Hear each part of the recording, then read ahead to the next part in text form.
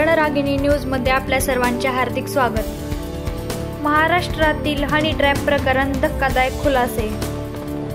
महाराष्ट्रातील honey trap प्रकरणात आता मोठा ट्विस्ट। एका महिलेने थेट पोलिसांवर गंभीर आरोप केले आहेत। या महिलेने समाज माध्यमावरून पोलीस अधिकाऱ्यांचे फोटोसह नाव घेऊन धक्कादायक खुलासे केले आहेत। त्या महिलेचा दावा आहे की काही पोलीस अधिकाऱ्यांनी तिचा मानसिक आणि शारीरिक छळ केला आहे आणि या सगळ्यामागे मोठं रॅकेट कार्यरत आहे। या प्रकरणानं पोलीस खात्याची प्रतिमा धोक्यात आली असून सध्या चौकशीची मागणी जोर धरते। या महिलेने नेमकं काय म्हणलंय, कोणते आरोप केलेत हे जाणून घेण्यासाठी व्हिडिओ शेवटपर्यंत पहा। हा एसीपी उत्तम कोळेकर, कळवा पोलीस स्टेशनचा एसीपी उत्तम कोळेकर।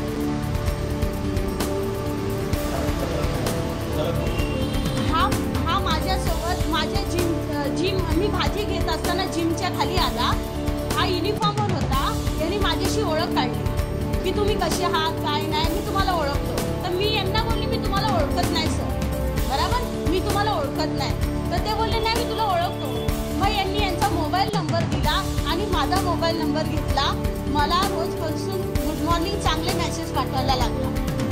चांगले मेसेज पाठवले, त्यानंतर माझ्याशी चांगल्यापणाने बोलायला सुरुवात केली। सुरुवात कोणी केली? यांनीच केली, बरोबर। नंतर मग मला बोलले की चहा प्यायला ये पोलीस स्टेशनला। ते पण माझ्याकडे सर्व पुरावे, ते व्हॉइस रेकॉर्ड पण मी तुम्हाला दाखवते। मग मला बोलवलं। नंतर मग मला बोलले माझ्या बायकोनी तुला घरी चहा प्यायला बोलवलं। तर मी म्हटलं तुमच्या बायकोनी, मग यांच्या बायकोला मी कॉल लावला आणि मला कॉल दिला। तर यांची मिसेस बोलली ताई घरी चहा प्यायला या, बरोबर। मग मी चहा प्यायला गेली यांच्या घरी। तर माझ्यापासून घर फक्त 1 किलोमीटर पण नाही, जवळच्या रुधुरीवर। तर यांच्या मिसेसनी बोलवल्यामुळे मी यांच्या घरी चहा प्यायला गेली। तर यांची मिसेस नव्हती तिथं, तर हा इंद्रजित कारले होता। हा इंद्रजित कारले, हे दोघं। तर यांनी मला पाणी दिलं आणि नंतर म्हटलं तुमची मिसेस कुठे आहे? तर यांनी दोघांनी मला पाण्यामध्ये गुंगीचं औषध टाकलं आणि ह्या दोघांनी माझ्यावर लैंगिक अत्याचार केला। लैंगिक अत्याचार केल्यानंतर मग मला तिथून उठून बसवलं। नंतर मग मी कळवा पोलीस स्टेशनला गेले यांच्यावर कंप्लेंट दाखल करायला। माझी कळवा पोलीस स्टेशननी कंप्लेंट नाही घेतली। मग मी डीसीपीकडे गेली। पोलीस महासंचालकला अर्ज केला, उपगृहमंत्रींना अर्ज केला, मुख्यमंत्रींना अर्ज केला, महिला आयोगाला अर्ज केला। मग माझ्या अर्जावरती चौकशीला मला बोलवलं। चौकशीला कुठे बोलवलं? नौपाडा विभाग, प्रिया एसीपी दमाडे मॅडम, त्यांनी माझी चौकशी घेतली। त्यांनी मला चांगलं बोलले की आम्ही 100% गुन्हा दाखल करू, फक्त आम्हाला पुरावे जे पाहिजे ते पुरावे मी त्यांना दिले। पुरावे दिले, सर्व दिलं, बरोबर। मग ते बोलले की आम्ही 100% FIR दाखल करू।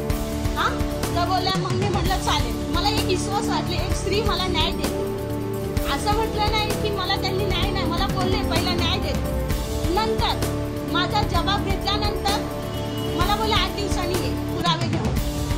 मी पुरावे घेऊन गेले, सर्व दिले पुरावे, एव्हिडन्स सर्व। मग त्यांनी मला सांगितलं। मग मी म्हटलं मॅडम जबाब घेऊन तर एवढे दिवस झाले, तर तुम्ही का नाही कारवाई करत? नाही करत असं पण मला सांगा, तर मग माझ्या चक्र नको इकडे यायला, बरोबर। तर बोले आम्हाला वरून कॉल आलाय, तेव्हा आम्ही तुम्हाला सांगतो कसं। त्याला भेटतच नाही कोण। मग 3 महिन्यानंतर त्यांनी माझ्यावरती खंडणीचा गुन्हा टाकून ठेवलेला। तर खंडणीचा गुन्हा कसा टाकला? आम्हाला एक इंटरनॅशनल कॉल आला। एसीपीला इंटरनॅशनल कॉल येत आहे, कमाल। एसीपी का म्हणतो आम्हाला एक इंटरनॅशनल कॉल आला। हां, तर इंटरनॅशनल कॉल कसे? इंटरनॅशनल हे त्यांना इंटरनॅशनल 12 अंकी कॉल आले, त्यांना इंटरनॅशनल कॉल आले। हां, आणि इंटरनॅशनल कॉल आल्यावर बोलतो अज्ञात व्यक्ती 40 लाखाची खंडणी मागतो, अज्ञात व्यक्ती। मग त्याच्यात माझा काय संबंध आला? माझा पुरावा होता का? ते सोडा, माझं सोडा, परंतु माझी जी मुलगी, आज मी एक विधवा महिला आहे, मी आज लहानाची मोठी मुलगी केली, माझ्या मुलीचं यांनी करिअर खराब केलं। मतलब मुलगीला पण हे खोटे केसमध्ये मुलगीला पण खंडणीच्या केसमध्ये अडकवलं. त्यानंतर मी सिद्धी साहेबांकडे गेली. साहेब माझ्यावर केलं ठीक आहे, अत्याचार माझ्यावर केलं चालेल, पण माझ्या मुलीने काय केलं? मुलगीला पण खंडणीच्या केसमध्ये अडकवलं. त्यानंतर मी सिद्धी साहेबांकडे गेली. साहेब माझ्यावर केलं ठीक आहे, अत्याचार माझ्यावर केलं चालेल, पण माझ्या मुलीने काय केलं? तर तिथले कर्मचारी बोलतो तू ऐकतच नाहीये, तू त्यांच्याकडे फिरायला लागली, त्यांची बदनामी करायला लागली. मग त्यांनी एक ठाण्याच्या मीडियावाल्यांना अशी न्यूज दिली की काय एक महिला आहे होमगार्ड, ती तर लोकांना अशी ब्लॅकमेल करते. का करते ब्लॅकमेल? माझ्याकडे जर यांचे पुरावे नसते, यांनी माझं काय केलं नसतं, तर मी यांचं नाव दिलं नसतं. बरोबर? कुठलीही महिला कोणाला ब्लॅकमेल करू शकत नाही. आणि हे दोन एसीपी यांचं बोरवली आणि इथून आपल्या घाटकोपर एक बांगलादेशी मुली आणतात. याचा जो रूम आहे ना, हा राहतो घाटकोपरला, हा राहतो डोंबिवलीला. यांनी फक्त काय यूज करण्यासाठी पार्शिकमध्ये एक रूम घेतलेला आहे 2 BHK. त्या 2 BHK रूम मध्ये 2 बेडरूम आहे, 2 AC आहे आणि एक दारूची कपाट आहे, ड्रिंक पिण्याची कपाट आहे. आणि यांच्यामध्ये हे रात्रीचे बांगलादेशी लेडीज आणतात, 16, 15 वर्षाच्या मुली. ते पण आपल्याकडे पेनड्राईव्ह आहे, ते वेळ पडला तेही मी मीडियासमोर देणार. आता मी यांच्या डिपार्टमेंटची इज्जत झाकली असती, परंतु मी ते बोलतात की मी लई लोकांना गुन्हा दाखल केला. आपण कोणावर गुन्हा दाखल करू शकतो का? नाही. आपल्याकडे एव्हिडन्स असल्याशिवाय जर आपलं कुठला अधिकारी नाव घेत नाही तर आपण त्यांचं नाव घेणार नाही. बरोबर? माझ्याकडे एवढे खालच्या पातळीचे अधिकारी आहेत, एवढे खालचे. जेव्हा ताई जर बोलले ना ते मीडियामध्ये दाखव, तुम्ही सुद्धा जनता सुद्धा त्यांना माफ करणार नाही.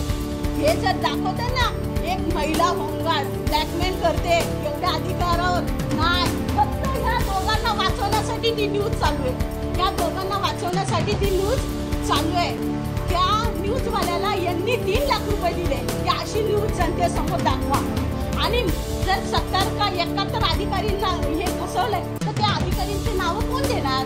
बरोबर की नाही? पुरावा पाहिजे. आणि कुठल्याही अधिकाऱ्याकडनं 1 रुपया फंक्शन कोणाकडे मी खोटी केस केली असेल तर मला पुरावा द्यायचा.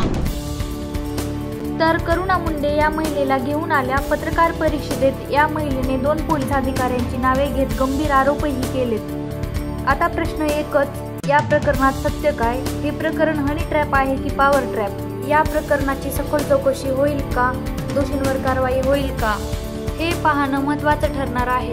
अशाच महत्त्वाच्या बातम्यांसाठी फॉलो करा रणरागिणी न्यूज.